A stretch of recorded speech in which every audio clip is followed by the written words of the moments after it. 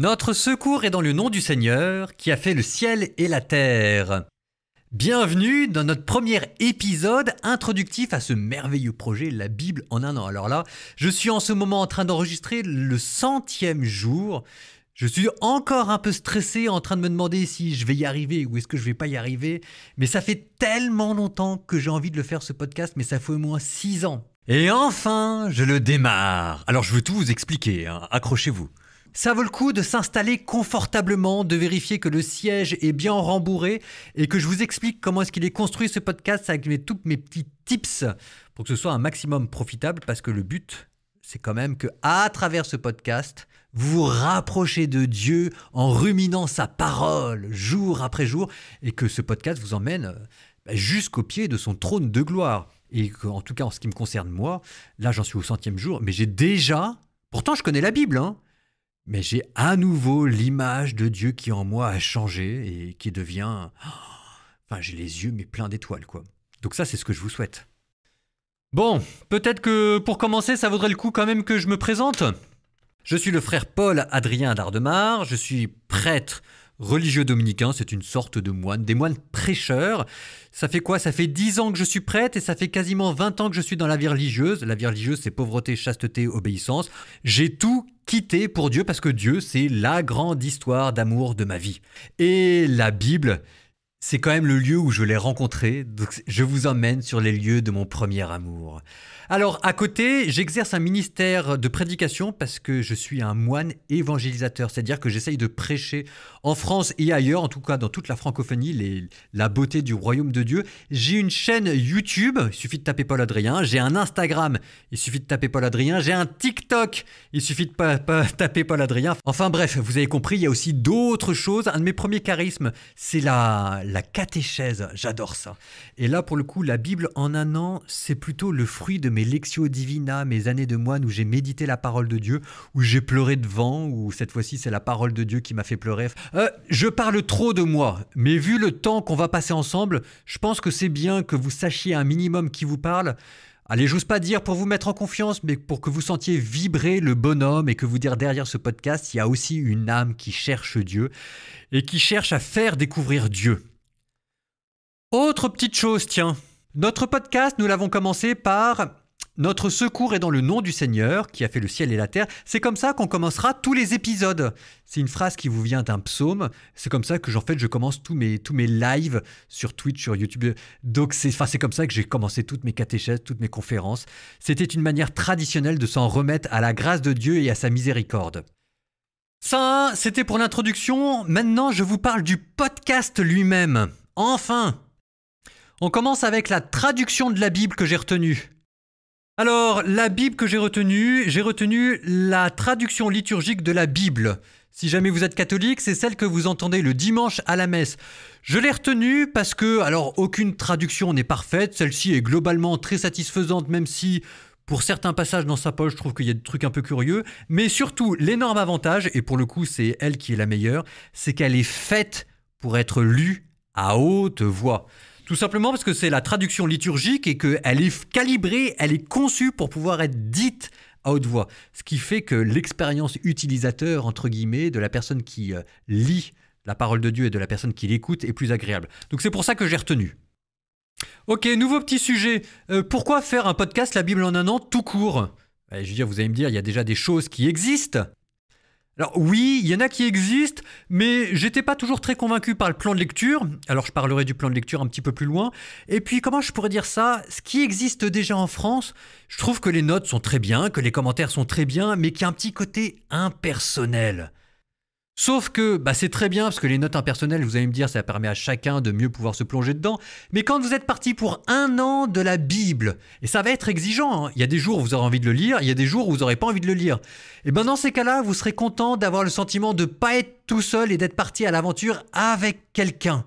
Avec quelqu'un qui, comme vous, va vibrer, avec quelqu'un qui, comme vous, va avoir ses petites maladresses, qui de temps en temps aussi va dire de très belles choses, mais qui va vous motiver, qui va vous bichonner, qui va vous prendre par la main et qui va vous dire « Courage, mon petit cœur, on y va ensemble, je t'abandonne pas au milieu du chemin. » Et ça, en fait, ça fait toute la différence pour un podcast de cette envergure-là. Je vous jure que si jamais ça va durer pendant un an, ça peut pas être autre chose qu'un compagnonnage et une aventure qu'on fait à deux.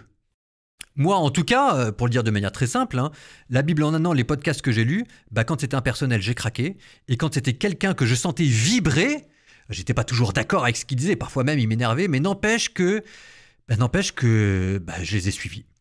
C'était aussi simple que ça. Enfin bref, quand on a le sentiment de partir en aventure. Alors là, pour le coup, les choses sont claires. Je peux vous garantir une chose, c'est qu'on va partir en aventure. Vous allez m'entendre rire, vous allez m'entendre pleurer, vous allez m'entendre vibrer, mais on ne sera pas tout seul dans cette aventure-là. Et je suppose que c'est peut-être ce qui manquait encore dans la sphère francophone. Et puis il y a aussi une chose dans mes raisons pour le faire, c'est que moi ça me permet de revivre quelque chose de mon noviciat. Quand j'étais jeune moine, jeune religieux, on était enfermés le matin dans notre cellule. Alors on n'était pas enfermés à clé, mais on n'avait pas le droit de sortir. Et de 8h à midi, il fallait lire et méditer la parole de Dieu. Ça durait pendant 1 an. Et moi ça a fondé ma vie religieuse. Et si jamais, à titre personnel, je peux retrouver quelque chose de cette ferveur-là, jackpot. Et si pour vous, j'arrive à vous faire sentir quelque chose de ça, jackpot pour vous. Bon, maintenant, pourquoi faire un podcast ? La Bible en un an, tout court.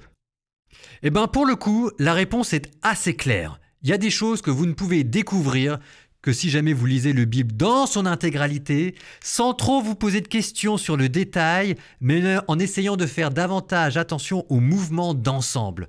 Il y a des choses que vous pourrez découvrir qu'en enfilant les chapitres les uns après les autres. Et que là, en fait, avec toute la grande fresque de l'histoire sainte qui va se balayer devant vous, il y a des choses qu'on ne peut comprendre que comme ça. Je vous jure que dans la Torah, quand vous voyez Moïse naître, partir d'Égypte, râler du mont Sinaï, repartir dans le désert pour arriver jusqu'en Palestine, monter au mont Nebo et là mourir devant vous, et que vous avez ça en 1 mois et demi, là vous comprenez qui est Moïse. Vous avez le temps de vivre avec lui. Vous avez le temps de pénétrer dans l'intimité du bonhomme. Et vous savez, parfois, en s'arrêtant trop dans les détails, c'est ça ce qu'on perd. C'est que c'est un exercice spirituel où ce n'est plus vous qui allez poser des questions au texte, c'est le texte qui va vous imposer ses propres questions qui généralement sont beaucoup plus fortes, beaucoup plus puissantes. Et là, je vous garantis une chose, c'est que vous allez rentrer dans la mystique de la Bible. Le Dieu 3 fois saint, le Dieu des armées, le Dieu dévorant, vous allez le voir devant vous. Ça, c'est la Bible en un an. C'est ce que je vous promets.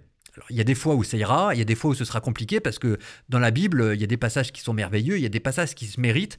Mais c'est pour ça que je vais vous prendre par la main et qu'en même temps, je vais vous introduire les passages, je vais essayer de les commenter pour essayer à chaque fois, comme je pourrai, de raviver votre intérêt. Donc il y a des fois j'y arriverai, il y a des fois j'y arriverai pas, il y a des fois ce sera à droit, il y a des fois où ce sera pas à la droite, il faudra pas m'en vouloir, on fait ce qu'on peut avec ce qu'on a aussi.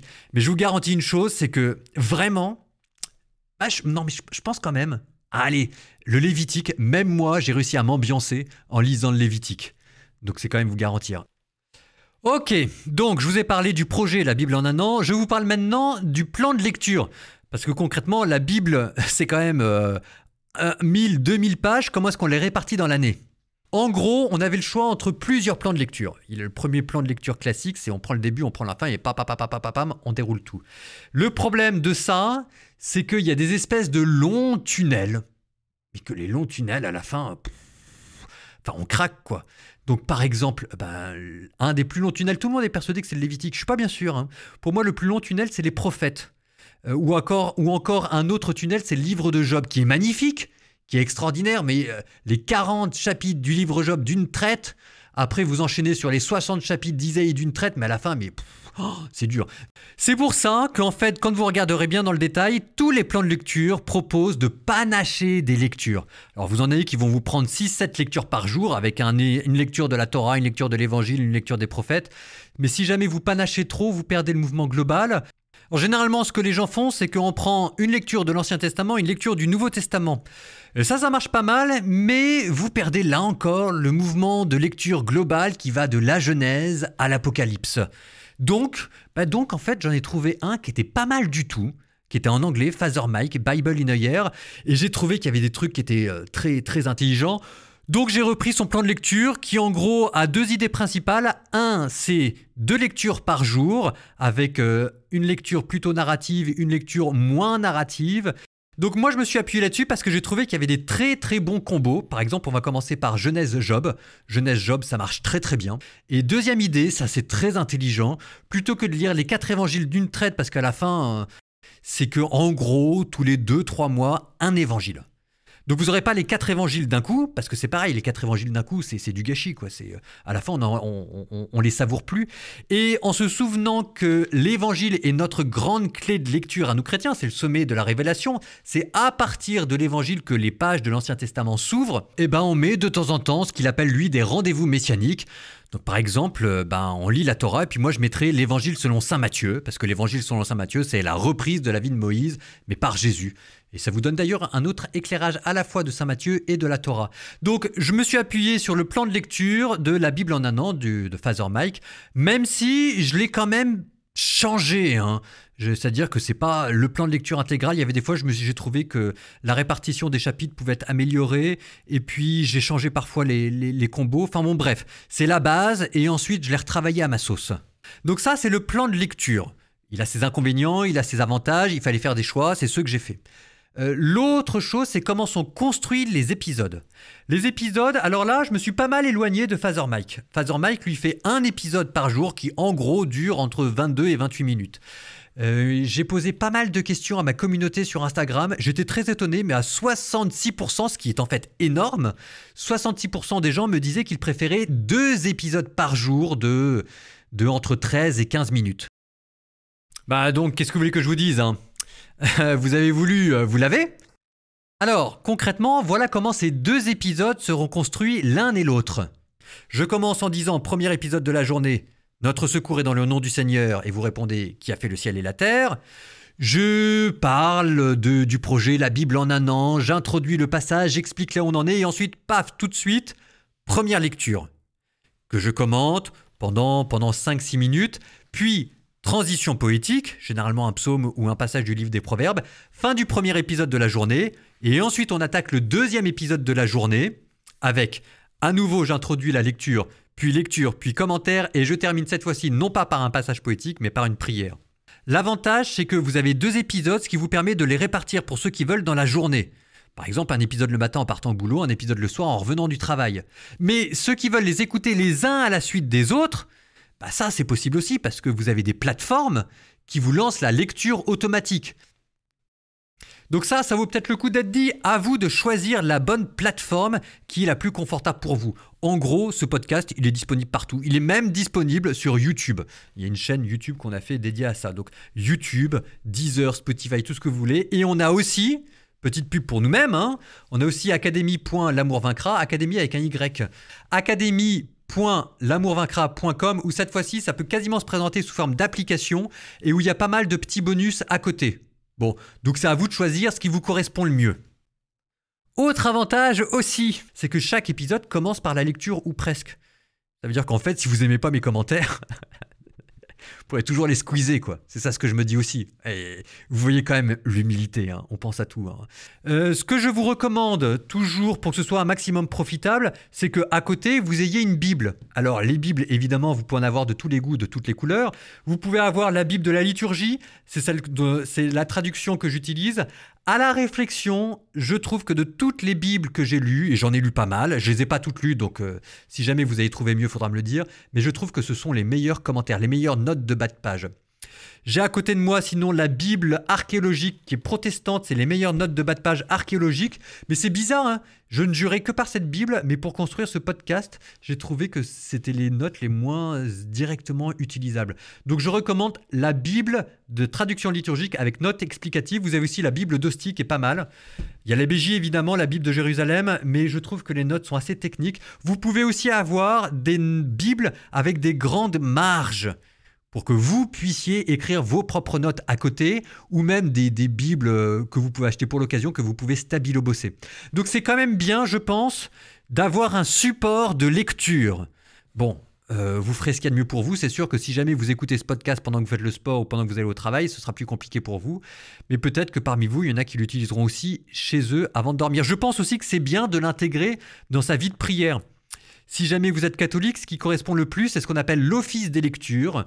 Donc la grande manière de prier l'office des lectures, c'est ce qu'on appelle des nocturnes. C'est divisé en nocturnes. Donc chaque lecture, chaque grande lecture correspond à un nocturne. En gros, vous dites 1 ou 2 psaumes avant d'écouter la parole de Dieu. Puis vous écoutez la parole de Dieu, vous mettez sur pause. petite prière pour méditer et ensuite, si jamais vous voulez, vous écoutez les commentaires. Et je pense que c'est bien d'intégrer ça à un minimum dans la prière parce que c'est quand même Dieu qui est l'auteur du livre que nous allons lire. C'est pas lui qui l'a écrit, mais on dit quand même que c'est l'auteur parce que c'est lui qui en est le principal inspirateur et que c'est aussi lui qui va mettre dans votre cœur son esprit pour que vous puissiez le comprendre. Donc cette Bible, elle ne se lit pas tout seul, elle se lit forcément avec Dieu, sinon ça n'a aucun sens. Et après aussi, ah oui, combien ça coûte? Quand même. Alors c'est gratos. Mon podcast, il est gratuit. Il y a des bonnes et il y a des mauvaises raisons. Enfin, il y a surtout des bonnes raisons pour vous. Pour moi, il y a parfois aussi des mauvaises raisons parce qu'il faudrait bien quand même que j'arrive à vivre. Dans les raisons qui me poussent à mettre ça gratuit, d'abord parce que ce podcast, il est là pour évangéliser, parler de la Bible, parler de Dieu, parler de Jésus, et que ça touche le plus de monde possible, parce que moi, ça a changé ma vie. Et que le plus beau cadeau que vous pouvez faire à quelqu'un, c'est de le rapprocher de ce trône de gloire où il y a deux, quoi. C'est de lui donner la vie éternelle. Et pour ça, parler de la Bible, c'est pas mal. Donc, pas de frein à l'entrée. Et si jamais il faut que les gens s'inscrivent, si jamais il faut qu'ils payent, c'est sûr que déjà, ça fait bizarre d'essayer de se faire l'argent sur la Bible. Enfin, moi, dans ma tête, c'est compliqué. N'empêche qu'en attendant, je vous rappelle que je suis pas payé ni par les évêques, ni par le Vatican. Hein. Je suis religieux, mais mendicité. Hein. Mais regardez, pour vous, c'est 15 minutes de podcast. Mais alors nous, on se dit, le podcast, c'est un mec qui a branché son micro et puis voilà, il a parlé pendant 15 minutes. Il a d'abord fallu lire la Bible, enlever toutes les bafouilles. Ensuite, il faut regarder les commentaires, trouver quelque chose d'intelligent à dire. Et c'est pas tout le temps qu'on trouve quelque chose d'intelligent à dire. Hein. Donc ça se bosse, il faut trouver. Et puis j'espère que ça fera la différence, que vraiment, là, il y a des heures et des heures de travail de livre. Donc déjà, rien que ça, pour construire le podcast, 15 minutes, c'est 1h30 de travail. Vous rajoutez dessus 1 heure de traitement de son, plus la mise en ligne, les descriptions, les visuels. Enfin, honnêtement, je ne vais pas vous donner le budget exact parce que tout le monde va partir de là en se disant « mais c'est quoi ce délire ?» Mais il y a 4 zéros. Hein. Vous savez, vous ferez le calcul à la maison. Hein. Il y a 365 jours, il y a 2 épisodes par jour, il y a 1h30 de travail de lecture, de commentaires, plus 1 heure de travail en post-prod, tarif ingé son. Concrètement, ce podcast, c'est 40 000 euros. Hop. Donc, si vous voulez être sympa, aidez-nous, quoi. Moi, ça se trouve, ce podcast-là, il vivra encore dans 10-15 ans et vous direz, tout a été payé. On continue de faire de l'évangélisation, mes petits bichons. Hein. Il est écrit, et vous l'entendrez, Jésus le dit de manière plus simple, plus élégante, peut-être plus convaincante. L'ouvrier mérite son travail. Ouais, ça, c'est de Jésus. Donc, soyez généreux. Tous les liens sont en description. On compte sur vous. Je sais que c'est toujours pénible d'avoir quelqu'un qui fait la réclame pour sa propre baraque. Et qu'est-ce que vous voulez que je vous dise? En attendant, vous êtes quand même bien content de l'avoir gratos, ce podcast dans lequel on a mis le meilleur de nous-mêmes. Et voilà. Quoi dire d'autre? J'espère que ce sera une aussi belle aventure pour vous que ça l'est pour moi. Je vous redis qu'en ce moment, je suis en train de me rapprocher de Dieu, mais vitesse grand V, en commentant et en lisant pour vous ce podcast, en espérant que ça fasse la même chose que vous. Souvenez-vous de Dieu. Dieu vous aime. Et ce podcast, ce sera un peu votre Austerlitz. Austerlitz, Napoléon disait à ses soldats, vous pourrez dire j'y étais, ce podcast, vous pourrez dire je l'ai écouté. Avoir lu en entier une fois la Bible dans sa vie, faut l'avoir fait au moins une fois, quoi. Donc, bon podcast et comme dit sur ma chaîne YouTube, l'amour vaincra.